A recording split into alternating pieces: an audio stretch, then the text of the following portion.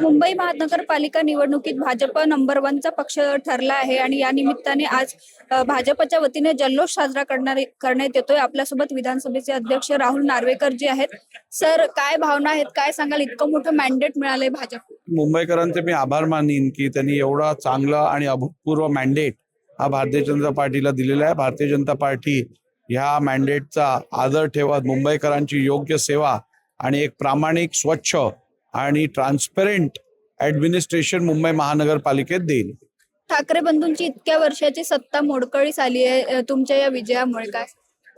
नाही, बघा, एकूण लोकांमध्ये एक प्रकारचा राग, एक प्रकारची निराशा इतकी वर्ष मुंबई महानगरपालिकेच्या निष्क्रियतेबद्दल होती आणि आता त्यांनी आपल्या या मतातनं, या निवडणुकीतनं आपलं मत प्रदर्शन केलेलं आहे आणि म्हणूनच भारतीय जनता पार्टीला आज एवढ्या मोठ्या संख्येने जागा देऊन मुंबई महानगरपालिकेत महापौर भारतीय जनता पार्टीचा व्हावा अशी इच्छा व्यक्त केलेली आहे.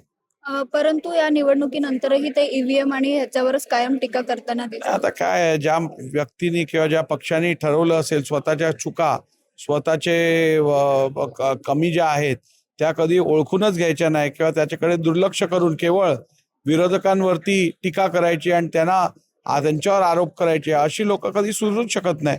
त्यामुळे स्वतःच्या अडचणी, स्वतःच्या चुका, स्वतः केलेले मिस्टेक्स याला तुम्ही पहिली स्वीकारायला शिका, मग काहीतरी बदल.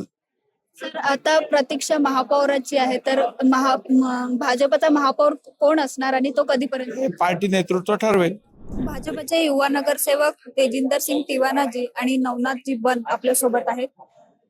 हे दोन्ही उमेदवार पहिल्यांदाच निवडणुकीच्या रिंगणात होते आणि त्यांनी दोघांनीही या भाजपने दिलेल्या संधीचं सोनं करून दाखवले.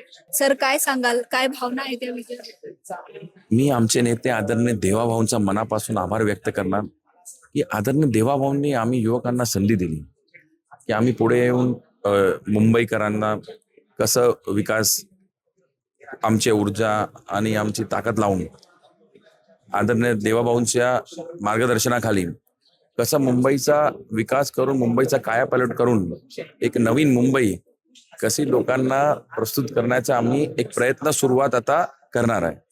आणि माझ्या प्रभागात असे अनेक विषय आहे, नवीन रुग्णालयाचा असेल किंवा पाणीची समस्या असेल किंवा माझा वॉर्ड मला 0 गार्बेज करण्याचा हे विषय असेल, तर ह्या सगळ्या विषयांवर मी काम करून चांगल्या पद्धतीने आदरणीय देवाभाऊंच्या मार्गदर्शनाखाली मुंबईच्या विकासामध्ये माझा योगदान मी देणार.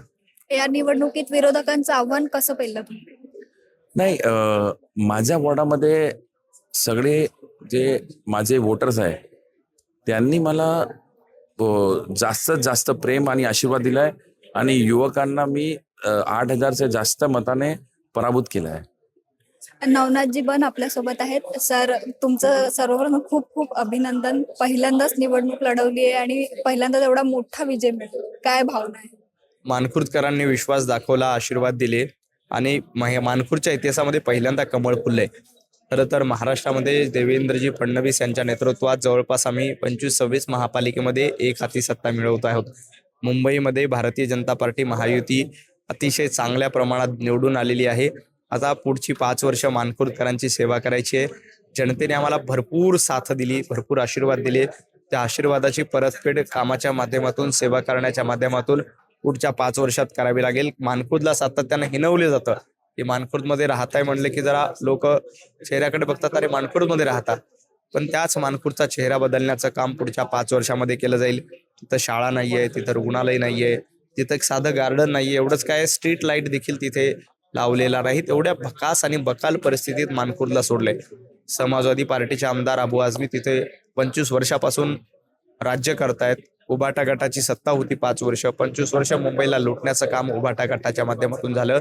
यांनी मेवा खाल्ला. आम्ही जनतेची सेवा करणार आहोत. खरं तर तुमचा प्रभाग हा मुस्लिम बहुल म्हणून ओळखला जातो. या प्रभागात तुमच्या पुढे बरीच मला वाटतं 3 ते 4 मुस्लिम उमेदवार होते. या सगळ्यांमध्ये तुम्ही जायंट किलर ठरला आहात. काय सांगा? नाही, हे एक मोठं चॅलेंज होतं. मानखुर्द सारख्या भागामध्ये भारतीय जनता पार्टीचं कमळ फुलणं हे एक मोठं चॅलेंज होतं. परंतु जनतेचे आशीर्वाद, कार्यकर्त्यांची साथ आणि सगळ्यात महत्त्वाचं म्हणजे कार्यकर्त्यांनी आणि जनतेने दाखवलेलं प्रेम या प्रेमापोटी जवळपास 2058 मतांनी, म्हणजे एवढ्या मोठ्या फरकाने भारतीय जनता पार्टी निवडून आली. मानखुर्दच्या इतिहासामध्ये कधी कमळ फुलेल का अशी शंका सगळ्यांना होती. अनेक जण म्हणत होते की नवनाथ बन निवडून येत नाही, नवनाथ बन पडणार. सोशल मीडियात कमेंट आपणही वाचल्या असतील, सगळ्यांनी वाचल्या. परंतु भारतीय जनता पार्टी घासून नाहीये, मानखुर्दमध्ये ठासून आली आहे. आता या प्रभागाचा कायापालट करण्यासाठी काय व्हिजन आहे पुढच्या 5 वर्षांचं? 5 वर्षामध्ये शाळा असेल, गार्डन असेल, आरोग्य सुविधा असेल, स्वच्छता असेल, स्ट्रीट लाईट असेल, गटर वॉटर मीटर, हा बेसिक प्रॉब्लेम सुद्धा मानखुर्दचा सुटलेला नाहीये. तो प्रॉब्लेम सोडायचा आहे, जनतेची कामं करायची आहेत. मला निश्चित खात्री आहे कमळ हे लोकांची सेवा करण्यासाठी आहे. आम्ही निवडणुकीत सांगितलं होतं की 1 दिवस कमळाची काळजी घ्या, 5 वर्ष कमळ आपल्या सगळ्यांची काळजी घेईल. मला खात्री आहे की आम्ही जनतेच्या सहयोगानं, देवाभाऊंच्या आशीर्वादानं मुंबईकरांची सेवा करू, मानखुर्दवासियांची सेवा करू.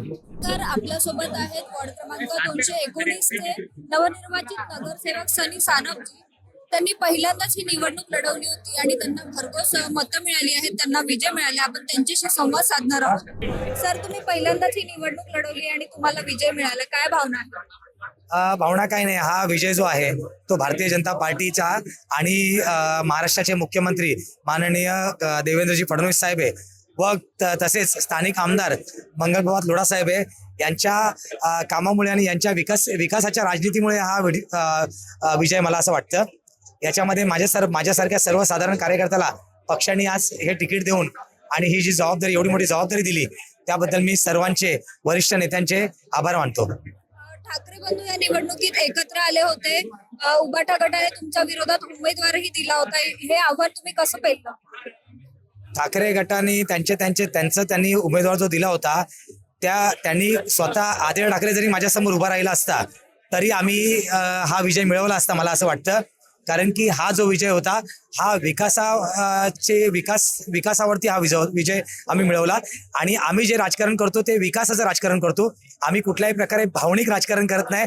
आम्ही कुठल्याही प्रकारे फक्त इलेक्शनच्या वेळेस मराठी माणसांना आम्ही इमोशनल साथ घालत नाही, असं मला वाटतं. आमचं राजकारण जे आहे ते विकासाचं राजकारण आहे. तुम्ही आता पहिल्यांदाच निवडून आला आहात आणि आता तुम्हाला भरपूर काम करायचं आहे, तर प्रभागामध्ये तुमचं पुढच्या 5 वर्षांचं विजन काय असेल? माझं जे 5 वर्षाचं विजन जे आहे, माझ्या प्रभागामध्ये हायराईज सुद्धा आहे बऱ्याच मोठ्या प्रमाणात, तसेच स्लमही काही प्रमाणात आहे. तर माझी अशी इच्छा आहे की हायराईज चे जे प्रश्न असतात ते प्रश्न महानगरपालिकेच्या संदर्भामध्ये काही थोडेफार प्रश्न असतात, त्यांना आपण व्यवस्थित सोडवण्याचा प्रयत्न केला तर नक्कीच ते प्रश्न आपण सोडून सर्व मतदारांच्या मनामध्ये जागा बनवून तयार करू शकतो. तसेच स्लममध्ये खूप जास्त काम करावं लागतं, तुम्हालाही माहिती आहे. पण स्थानिक आमदार मंत्री महोदय श्री मंगलप्रभात लोढाजी यांचं कार्य जर तुम्ही बघितलं तर आतापर्यंत मागच्या 60 टर्ममध्ये त्यांना जे विधानसभेमध्ये जे मताधिक्य मिळाले ते प्रत्येक मताधिक्य हे काही हजारांपेक्षा जास्त, म्हणजे कित्येक हजारांपेक्षा जास्त. आणि आता मागच्या 2024चं जे इलेक्शन झालंय त्याच्यामध्ये ते 1 लाख मतांनी निवडून आलेत. आणि पहिली जी त्यांनी निवडणूक लढवली 60 टर्मच्या अगोदर, तेव्हा त्यांच्या पहिली निवडणूक होती तेव्हा त्यांना 1500 मताचं फक्त मताधिक्य होतं. आणि आज 1500चा जो त्यांनी जो टप्पा होता तो 1 लाखापर्यंत जो आणून सोडला ते फक्त आणि फक्त त्यांच्या विकासामुळे. एक शेवटचा प्रश्न, एक युवा नगरसेवक म्हणून तुम्ही पुढे आला आहात, तर युवकांसाठी कुठल्या असे ठोस पावलं उचलणार? मला युवकांसाठी बऱ्याच गोष्टी करायच्या आहेत. कौशल्य विकासाच्या माध्यमातून ज्या युवकांसाठी वेगवेगळ्या योजना आहेत त्या राबवायच्या आहेत. तसेच आपल्याला काही युवकांसाठी नोकरी धंद्यासाठी पण काही आपल्याला उपक्रम राबवावे लागतील. तसेच आपल्याला काही त्यांच्या बिझनेसच्या संदर्भामध्ये पंतप्रधानांच्या युवकांच्या ज्या योजना आहेत त्या फक्त ग्रामीण भागामध्ये राबवल्या जातात व त्याचा फायदा फक्त ग्रामीण भागामध्ये जास्तीत जास्त युवक घेतात. पण मला असं वाटतं की मुंबईसारख्या शहरामध्ये पण अशा काही योजना आहेत सेंट्रल गव्हर्नमेंटच्या, त्या योजना जर राबवून आपण बऱ्याच युवकांना त्या संदर्भामध्ये एक त्यांचा लाभ मिळवून देऊ शकतो. व युवकांसाठी बऱ्याच गोष्टी आहेत, कॉलेज आहेत, कॉलेजची जी परिस्थिती आहे कुठेतरी ती परिस्थिती सुधारण्यासाठी आपण प्रयत्न करू शकतो.